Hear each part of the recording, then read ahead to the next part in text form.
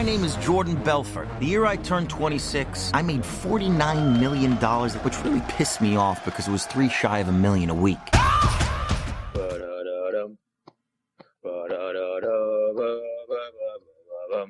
on, Ben, sing with me.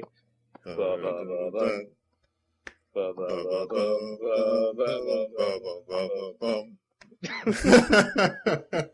don't think we're going to be replacing fucking DiCaprio and McConaughey anytime soon. So yeah, fucking hell, Wolf of Wall Street, man. Fucking Wolf of motherfucking Wall Street. I fucking love this movie. Yeah. Do you want to give the rating up front again? Yeah, sure, fuck it. Because you know what? I'm just going to come right out and say this. This is my favourite movie maybe not my favourite movie, but it's the best movie I've seen in cinema for a fucking age. I absolutely love this film. I love everything about it. I've been to see it twice, which is pretty fucking good going for a film that's 3 hours long and has no action in it. And I've been entertained thoroughly both times. And you know what? I'd love to be fucking Rich Simon. Because it looks like the best fucking time you could ever fucking have. So yeah, the Wolf of Wall Street is Martin Scorsese's latest. Obviously, Martin Scorsese, fucking legend of cinema. He's fucking legend. He's getting on in age, though. I mean, Christ, it must be in his 70s now. But I tell you what, he's still got his caterpillar eyebrows going. He's a good-looking fucking lad. And he's still got his good directing talents. I mean, the focused film, if ever there was one. Oh, yeah, he's such a master. And this is one of my personal favourites of his. I absolutely love this movie. Everything about it, from the people behind the camera to the people in front of the camera to the script, everything about this movie is just pure top-class entertainment. Yeah. There's a lot of people in the cast list and, Scorsese himself and I guess the executives, but most of those people, it's my favourite movie that they've done as well. Oh, yeah. I mean, Leonardo DiCaprio is somebody I really like seeing him these days. He's really good. I'm really happy as well that he didn't fade into obscurity as, somebody who was obviously very young when they first come into films. Obviously, he was a bit of a child star, and then he was young when he did the likes of Titanic. And, that's a very big film to kind of come off the back of when you're so young. It's almost like, will you ever surpass it in terms of success? Yeah. But he's very much brought himself out of that, and he's become he takes his acting very seriously, and he's pushed himself into projects that are far more serious. And he's nabbed himself the excellent role of being Martin Scorsese's leading man. Martin Scorsese always used to use Robert De Niro back in the 70s and 80s, and Robert De Niro was obviously too old to play the lead these days for most things. So he's kind of fallen back to Leonardo DiCaprio. And Scorsese's chosen very well in that respect. He's fabulous. And I think this is Leonardo DiCaprio's best film as far as performances go. I completely agree. And there's loads of people out there on the internet that always complain, especially last year from Django Unchained, that he didn't win an Oscar. And I always think that every year he's been nominated for one. He's been great, but there's always been someone better. Yeah. I don't see that being true this year. This is a phenomenal performance. Yeah, he's really, really good. I loved him in every respect. But I've never seen a performance that within 30 seconds will make you laugh out loud because he's so funny, and then gasp because he's so intense and disturbed almost. Ultimately, The Wolf of Wall Street is based on a book written by a guy called Jordan Belfort, who's a real guy. And it's his biography, his autobiography, as it were. And John Belfort actually wrote this, I think, either while he was in prison or after he came out of prison. And Leonardo DiCaprio essentially plays him, the Wolf of Wall Street. And it's strange because this movie is almost like 2.5 hours of just the greatest hits of his crazy life, with half an hour of drama at the end almost. Yeah. And tying it all together and finishing off, giving it a proper story arc. But this movie goes on for 3 hours. It's 3 glorious hours, and yet the original cut was something like 4.5 hours. And when I first heard that, I was like, "Fuck! How do you make a movie about stockbrokers 4.5 hours long?" But you know what? I would have sat and watched this for 4.5 hours. I would have loved the 4.5 hour cut if it was the same quality as what we got. and they only cut it down for length, God, I'd have watched the shit out of that. This was so much fucking fun at every fucking point. Oh yeah, I love this movie. I think the thing is, I say, it's almost 2.5 hours of greatest hits. Even that greatest hits is top-notch performances, really interesting characters that you despite them being pretty fucking horrendous people when it comes down to it, you can't help but like them. They're just characters. Like, I've got to say, like, Belfort himself, to the vast majority of the world, he's an arsehole, he's reckless, he's irresponsible, but he actually takes care of the people he cares about pretty well. He just doesn't care about their feelings in any way. Yeah, you're like right. That woman he wrote the check for. I thought that was a really tender moment. Well, that's it. He does look after his people, as it were. And, sorry, I mean, have we gone up top? I mean, Jordan Belfort is basically Wolf of Wall Street. He's a stockbroker that kind of brings himself up from nothing to becoming this really powerful stockbroker. And, the thing is, basically, the story's almost like he starts making a fortune through legitimate means, although they're fairly morally bankrupt. They're not illegal. But it's almost like he gets to a point where he's got so much fucking money, he almost needs more, and he turns to illegal methods to get it. And it's kind of his rise and fall, this movie. So that's the general story, but it's not really in the broad strokes where this film shines. It's in just the kind of, I don't know, just the scene-to-scene excellence. It's just fucking, it's off the chart.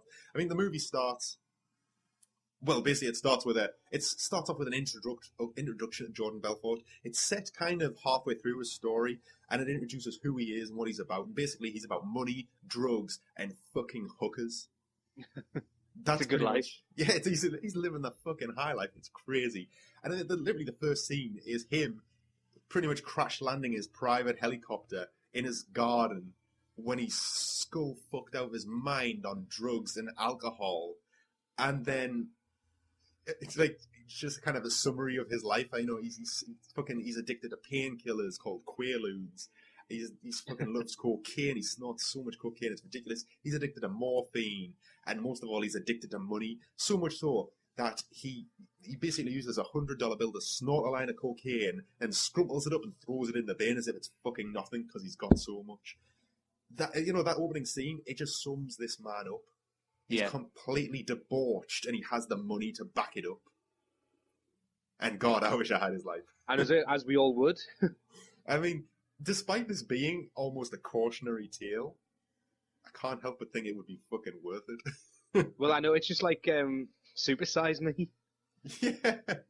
It's just like, we'd all love to do that, really. I know it's bad for you, but fuck it. So, yeah, I mean, we said Leonardo DiCaprio is marvellous. And he's fantastic. Now, this is the year where I'm going to be upset if he doesn't win. I'd be disappointed. He was excellent. He was just a powerhouse in performance pretty much all the way through. He's so intense. But he's also got he has depth to him as well. He's not just complete. He's not this complete plastic veneer either. The scenes where he's talking to Joanna Lumley of all fucking people later on in the film, where he's opening up, and he, despite him being this really kind of confident, outrageous, outlandish leader of men, he's actually, fucking broken, really, as far as emotionally goes. It's still fucking worth it. But he's got a lot of depth, and Leonardo DiCaprio is great as him. But who else I think is fucking amazing in this movie? You're gonna say Jonah fucking Hill? Jonah Hill, man. Shit.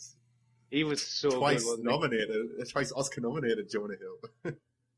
It's ridiculous to say that, but he deserves it. He was class, and he carried a lot of drama in his character, but he was so fucking funny at the same time. Jesus Christ, man! So Jonah Hill plays Diamond Donny Azoff, this this fucking oddball that basically DiCaprio's character meets at the start of his kind of career. And they basically meet because Donny Azoff comes up to him in a diner and basically says, "Look, you've got a nice fucking car. I think we live in the same building. I've seen you around. You've got a nice car. How much do you make?" And Jordan Belfort's like, "Oh, I made $70,000 last month." And fucking Jonah Hill's character is so taken in by this, so taken in by greed and the possibilities that he basically says, "Look, if you show me a paycheck that legitimately shows you earn that much money in a month, I'll quit my fucking job right now and come work for you." And it just starts off this absolutely bizarre partnership. But it's like And, that's the closest friends that either of them have ever had as well. I got the impression of. yeah, they're both kind of. I mean, Jonah Hill's an oddball, and Leonardo DiCaprio is kind of, he's a wolf, a lone wolf, as it were. He's the lone wolf of Wall Street. He doesn't really play nice with other people as such. At least you don't get the impression he really does.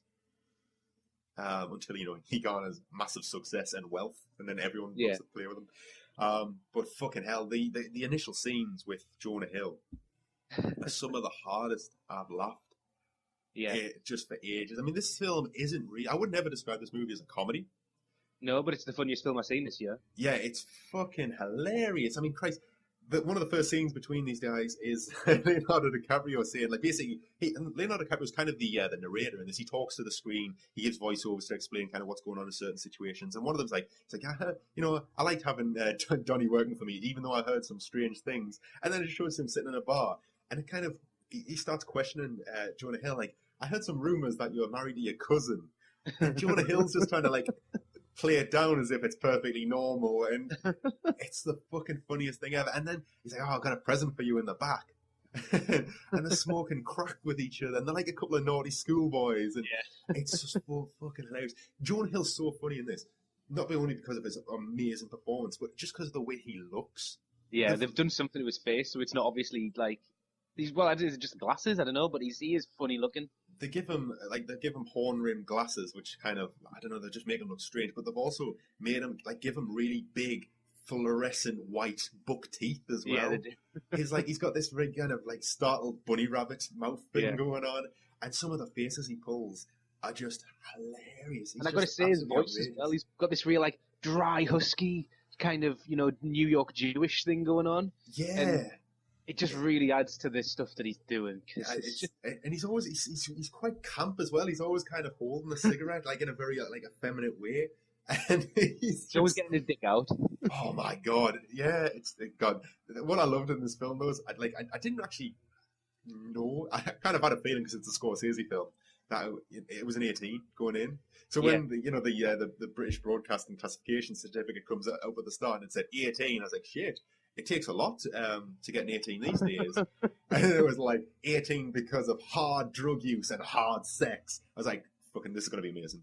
Straight away, I knew it was going to be amazing. It's like when you used to watch TV at night, it was like this, the voiceover one would tell you what's in it, and this is going to be excellent. I was giddy when I saw the 18 thing come up. Yeah, especially when I saw why. Oh, damn. Should we talk about her? Oh. Hottie of the month, bitch. Jesus. The hottie of for quite some time.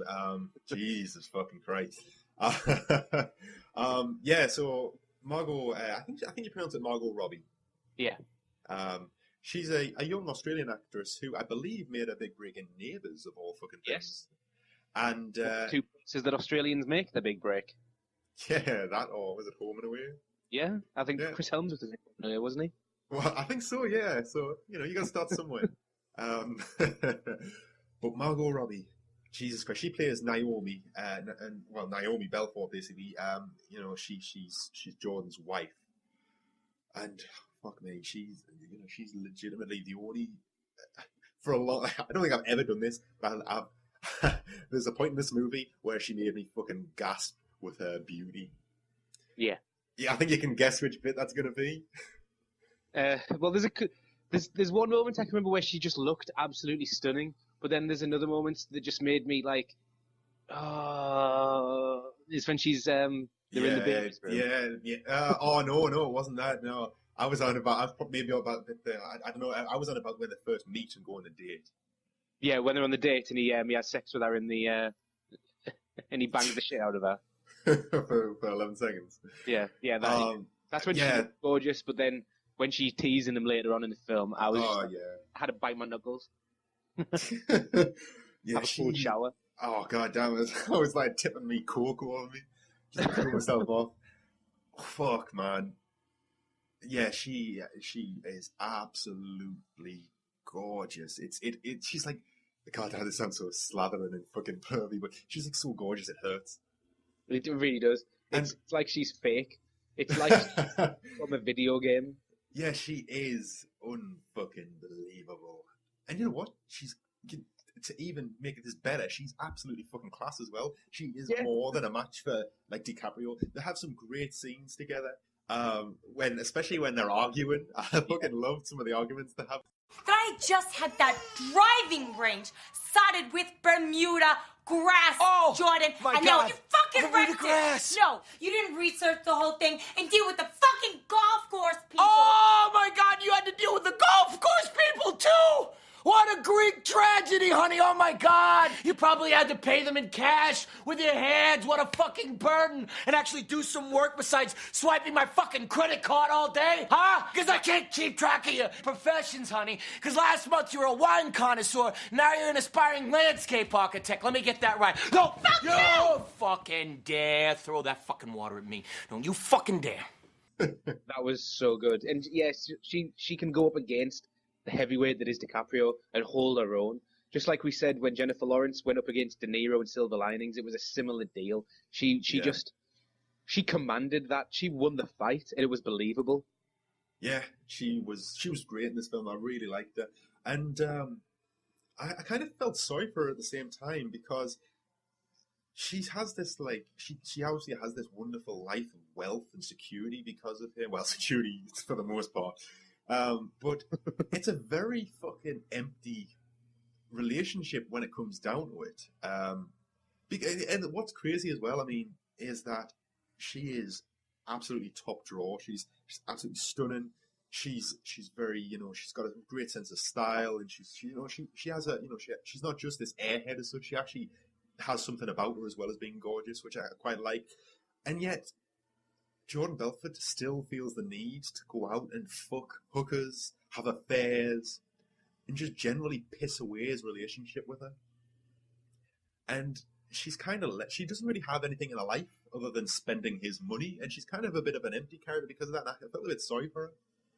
Yeah, I really did. She obviously loved him in some capacity because I think she could do a lot better personally. I mean, I was available, not at the time. I was going to say, I don't have quite as much money, but I'm willing to give it a shot. I wonder if they're still together since they're like real characters. I don't think so. I would doubt it. I would seriously doubt it if what happens in this film happened in real life. Yeah. And somebody was saying to me that a friend of mine was saying to me that he was really convinced that a lot of this was embellished for the sake of a film, because some of the stuff that goes on in Jordan Belfort's company, Stratton Oakmont, is outrageous. And I kind of looked into it, and apparently it's not really embellished at all. At least compared to what's in the book, The Wolf of Wall Street, which, let's face it, was written by Jordan Belfort. So maybe he embellished it in the book, but apparently it's not too different from what's in the book as such. So yeah, I'd love to think everything went on like that, but I'd love to work there. Oh my God, what a fucking class place to work. Stratton Oakmont, his company he sets up. It's just people making money hand over fist and being outrageous. I mean, was it Friday? It's the Friday afternoon act of debauchery. Yeah. And they just do some stupid shit. Like the first one, they pay one of their kind of interns to shave her head for $10,000 so she can get a boob job. And they do it live on stage in the office. And then as soon as that's over, they open the doors and there's like a naked fucking swing band come in, and then strippers come in, and these stockbrokers are literally fighting over the strippers. They're like literally breaking into fist fights to like grab these strippers and carry them off like cavemen. It's such a testosterone fueled like tiger pit of a place. I fucking loved it. God, I was it was like Jesus Mad Men of the 80s. Yeah, it was. It's absolutely insane. But instead of like slapping your secretary's ass, you're just doing hard drugs and hookers like at work. Yeah, and I love the line where he's like, things got so crazy at Stratton Oakmont, I had to declare the office a fuck-free zone between 9 and 5. Yeah. And it says like on our first day, one of our stockbrokers christened the elevator by getting a blowjob from one of the fucking accountants or something. And you just see this glass elevator going up, and everyone's like looking up and clapping them and cheering them on. It's just absolutely fucking outrageous. I mean, you see other stockbroker officers like towards the beginning when it's Leonardo DiCaprio's kind of starting in Wall Street. He works for Matthew McConaughey, who plays a guy called Mark Hanna, who's a kind of big big time Wall Street trader who, he makes about $1 million a year. He's big news.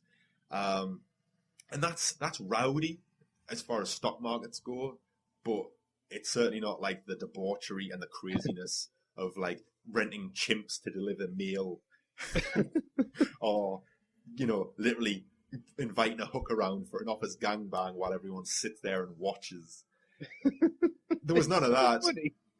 It's the fact that it's so outrageous and so constant, it just made it hilarious. Well, that's it. It just stepped up. It just one-upped itself constantly, and it never felt forced, and it never felt cartoony in the context of these people, because these people have so much money they can't spend it fast enough. So why not? They can have a 10-minute business meeting about what they won't do with a midget, and it includes things like getting his cock out and making the girls in the office fondle him. And they're like going through his notes and like, actually, yes, he says he will get his cock out. And they're having such a serious debate about this. With that scene, I'm convinced that scene was very much ad-libbed. It felt so kind of free-flowing. Yeah, I loved it. It's one of the scenes in my head that really stuck in. That very, and the scene where we'll get on to where Rob Reiner is his dad. Oh shit! But the scene when he walks in and he's like, "What have you all been spending these company credit cards on?" Oh god, that is fucking hilarious. Act like we're working. Okay, wait, he's coming. Okay, so I think if we short Pfizer, that's and if we have $30,000 in 1 month, Jordy? Huh? They're business expenses. Yes. Jordy, look what you got here. What? Look at this. $26,000 for one dinner. No, this could be explained. Dad, we had the Pfizer clients. Right, the porterhouse from Argentina. The expensive champagne and the wine. We had to buy champagne. And you ordered all the sides. Tell them about the sides. I ordered the sides. So Sides? $26,000 worth of sides? What are these sides? They cure cancer? The sides did cure cancer. That's the problem. They were there. That's why they were expensive. Shut up. I'm serious. I know. Stop. Yeah, I mean, let's talk a bit about Rob Reiner. Rob Reiner, he's a member of fucking Spinal Tap, and he's actually a fairly well-known director in his own right. Yeah. But in this, he plays Max Belfort, Jordan's father, Leonardo DiCaprio's father, and his nickname is Mad Max because he has such a short temper. And the scene that introduces him, it's basically a flash to his house, and he's sitting there on a Tuesday night, getting down to sit and watch The Equalizer, and his phone rings, and it's the funniest, most needless outburst of pure fucking rage I've ever witnessed on a screen. It's just so fucking hilarious. And then his telephone voice, he talks like a British colonel or something for no reason, despite being a New York, Brooklyn fucking accountant. It's I absolutely loved Rob Reiner in this movie. Well, you can tell based on all the stuff that was going on at this office. Leonardo DiCaprio thinks that the man to police it all is his dad. You can tell that he's hard because there's no way you want to bring your dad into that environment. Oh no, god damn. Especially when he finds out some of the stuff they've been doing. Well, that's it. He's basically there to keep check on people. He's like, was he head of security or something, or security enforcement? And I tell you, we touched on him before, but Matthew McConaughey is on at the beginning of this movie, and not only gives us one of the greatest office war chants to ever exist. He's fucking good in this, man.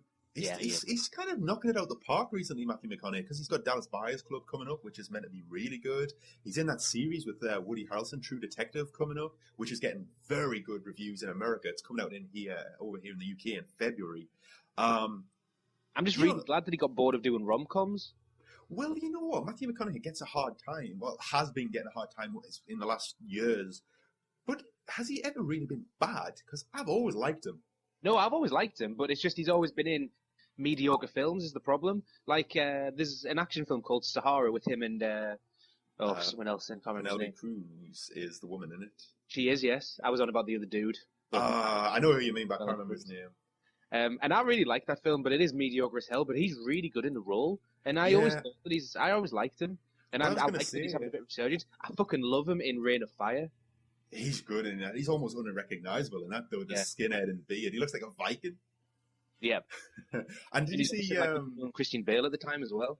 Yeah, and did you see Magic Mike the other year? I haven't seen it, no, but he's in that. Yeah, man, he's good in that. Him and my boy Shannon, you know. My boy Shannon. Hey, man, Magic Mike, I don't care if it's about male strippers. It was a fucking good movie. I'd recommend it. It's on Netflix, dude. You should Oh, is it? I'll put it on. Yeah, it's a lot of fun. But fucking hell, McConaughey in here, he's absolutely amazing. He's He's only- like the rest of them, but Or 3 scenes. yeah, pretty much. He's pretty much in the first 10 minutes or so, and that's him, and he goes, and you never really hear. Well, you never hear from him again as such. You never really find out what happens to him, or. I was making the point where if you've watched The Departed, Scorsese's like, I would argue his best film before this one. Yeah, certainly one of them. It Sorry, certainly is. his best film before this one's what I meant. Yes, because he's got some fairly big classics under his belt. Yes, I'll ignore them ones for now. But like the titles and the credits of The Departed happen about 18 minutes in. Yeah. They go through all the training and stuff, and then it's ages. But if that had been this film, I would argue that Matthew McConaughey would have been, his part was concluded before the opening credits would have happened. Pretty much, yeah. I mean, really, he's there to serve as almost a bit of a mentor figure to Jordan Belfort. You know, he teaches him how you get by as a stockbroker, teaches him a few things, takes him under his wing. And that advice pretty much equates to make sure you have a good wank twice a day to relieve the stress, and just, you know, fucking coke yourself up to the eyeballs, because cocaine keeps you sharp, helps you dial numbers, helps you sell. You know, and obviously Leonardo DiCaprio takes that advice to heart, because, you know, he expands upon that tenfold. It would be an amazing business plan if Matthew McConaughey was actually just a drug dealer and he just planted that in his head early on. Yeah, I mean, Christ, he probably would have made more money than Leonardo DiCaprio could. Fucking Jesus, some of the drugs in this, but And we can't talk about this film though without at least mentioning the scene where they take those super Quaaludes. oh my god! Like, first of all, Quaaludes are essentially a 1950s or 1960s bored housewife drug. They're basically like Valium, but of like a yesterday era, in a bygone era. And essentially, they are designed to make housewives who are stressed out fall asleep. But if you resist the urge to fall asleep for about 15 minutes, half an hour, they get you high. And the whole fucking stockroom at Stratton Oakmont is addicted to these. And yeah, the super Quaaludes they take later on in the movie, the lemons. Holy shit! It's completely unexpected as well, because And I would argue that this was probably the funniest film I've seen in the last 12 months. That scene, one of the funniest scenes I've ever seen. You're right. I mean, it's so long and drawn out. Yeah, that it's really long. It's one of those things it's very funny, and then it's not. But it goes on for so long, it actually goes full circle and becomes funny again. Yeah. And at the same time, though, it's when like the drama is starting to kick in and the shit's starting to hit the fan, and it's actually pretty grim what's going on. And these people are so fucked out the skull that they can't actually kind of function to try and stop themselves getting, like, you know, in some real deep shit. Yeah, they can't even walk at this point or talk. And they've got to try and solve a real big problem. A federal problem. It's just when Jonah Hill starts fucking choking and to save him, Popeye's on the TV. Oh my god. Just the reference alone, honestly, I think that's one of my top 10 film moments ever. Just, yeah, it was just like because his addiction to coke, it's great. Yeah, there's so many great moments though. I mean, when you sat down to watch this film, did you think there'd be a shipwreck scene? No. I was like sitting there going, fuck, things really escalated quickly. Yeah. I didn't think that he'd hit on Joanna Lumley at all.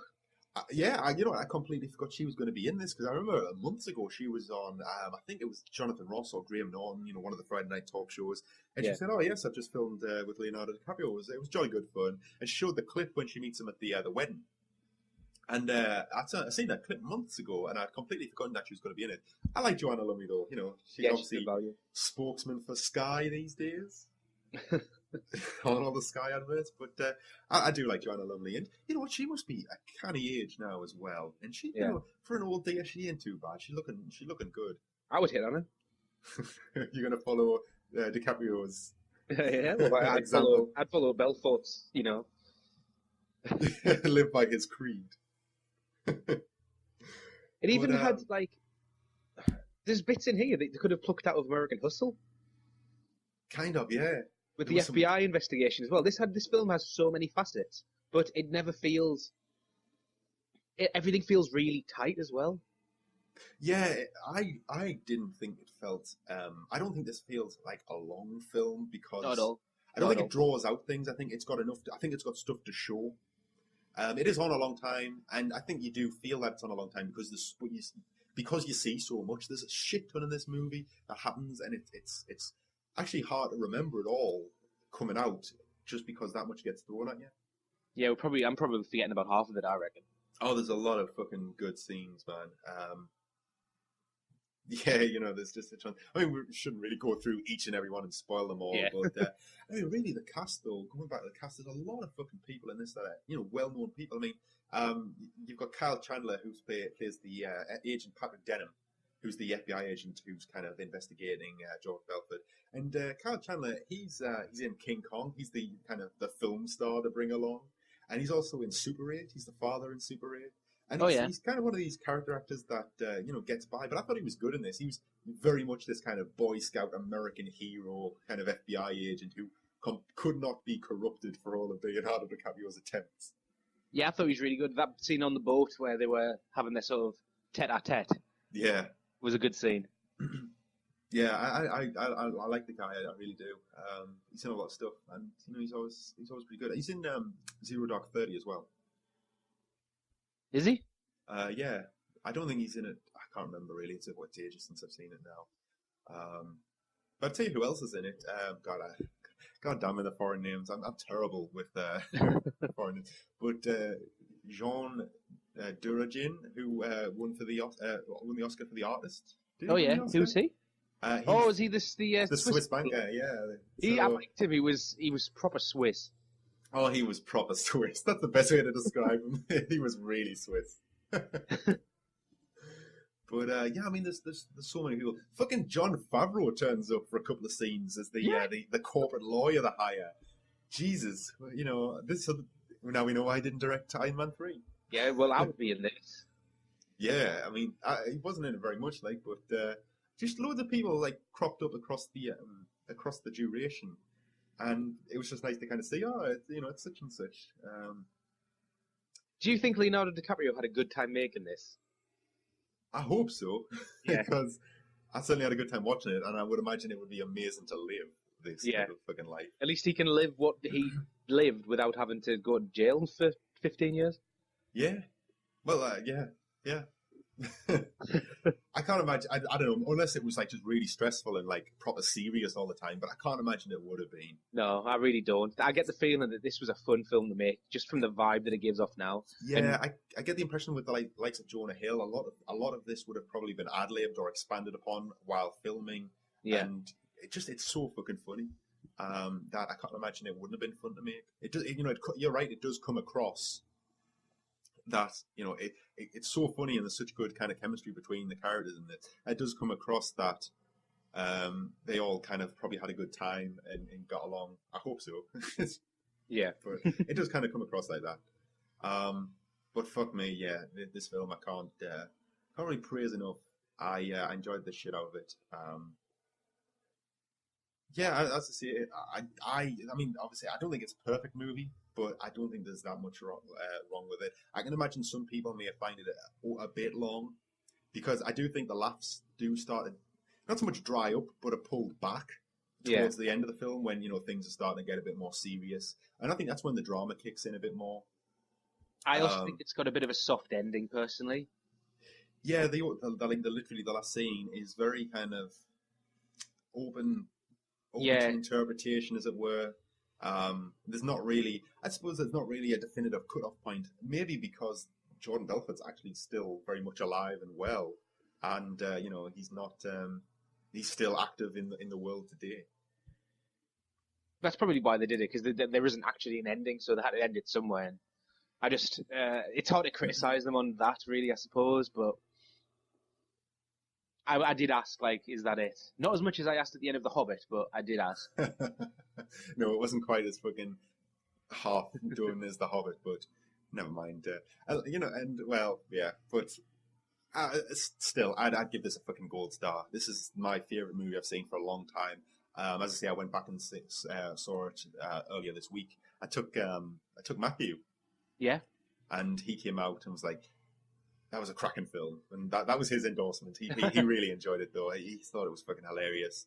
And I tell you what, this is the film. This is the first film for a long time that wasn't a comedy where the audience really got into it and laughing along and just really enjoying it and reacting to things on like screen, like like kind of groaning in disgust and laughing out loud. People really got into this thing. They really did. I can't remember the last time I actually heard gasps at a film, and I heard several at several different times during this one. It really got the audience involved, and I agree that if you'd said anything other than a gold star, we'd have doubled the length of this podcast, because I would have been arguing with you. Yeah, well, yeah. I've not met anybody who hasn't loved it. I saw Chris, who sometimes comes on some of the podcasts. I saw him last Friday, and he came over to me and was like, "Have you seen it?"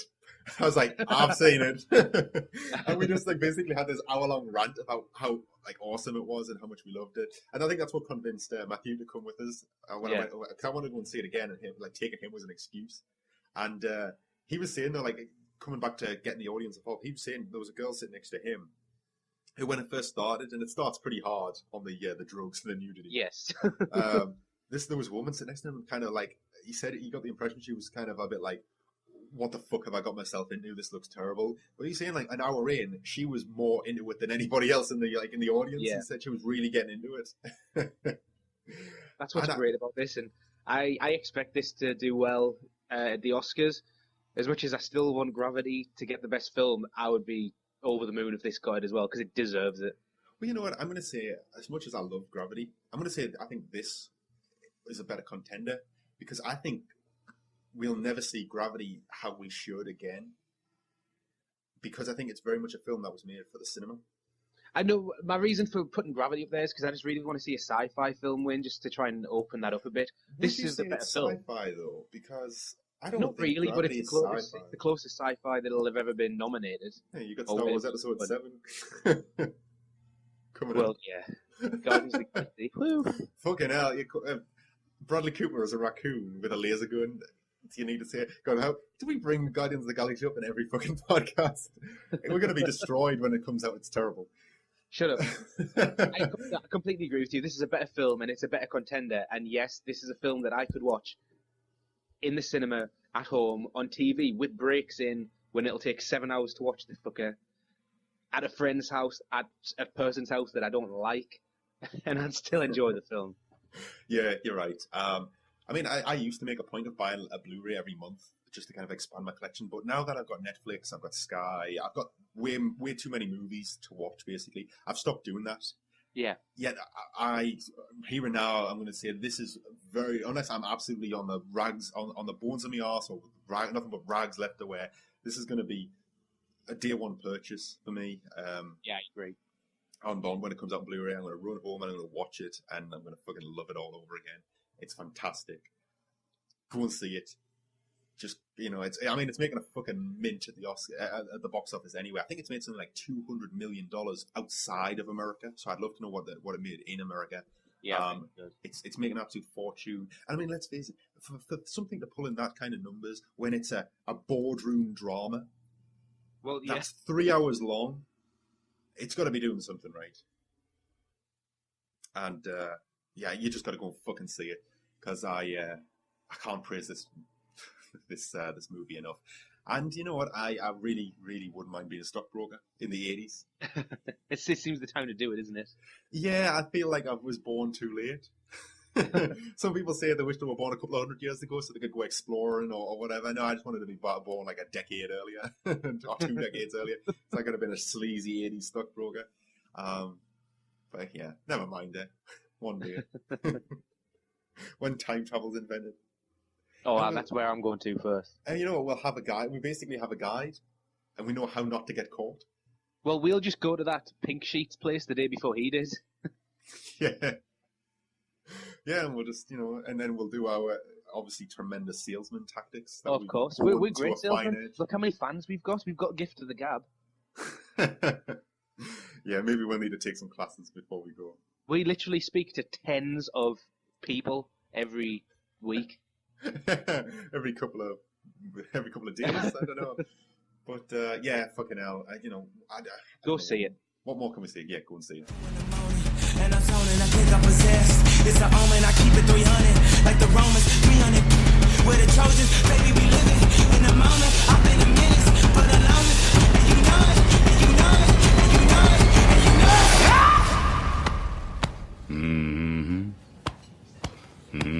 it.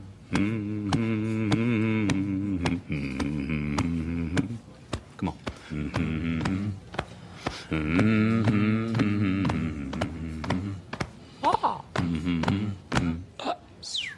Yeah.